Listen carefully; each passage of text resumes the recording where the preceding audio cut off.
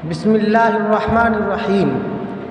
ناظرین کرام، آج ہم بات کرتے ہیں حالت احرام میں ناخن کاٹنے کے بارے میں۔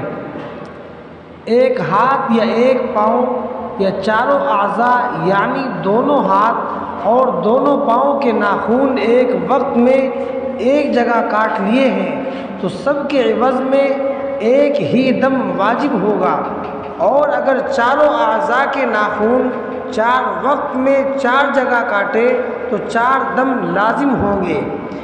اسی طرح اگر ایک وقت میں ایک عضو کے ناخن کاٹ لیے اور دوسرے عضو کے دوسرے وقت میں کاٹ لیے تو دو دم لازم ہوں گے۔ کسی بھی عضو کے سب ناخن نہیں کاٹے، بلکہ ہر ایک عضو کے 5 ناخن سے کم کاٹے ہیں۔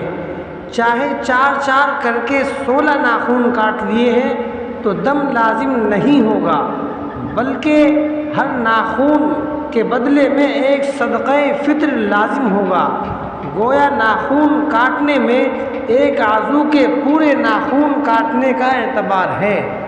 اللہ تعالی ہم سب کو کہنے سننے سے زیادہ عمل کی توفیق عطا فرمائے۔ سبحان اللہ و بحمدہ، سبحان اللہ العظیم۔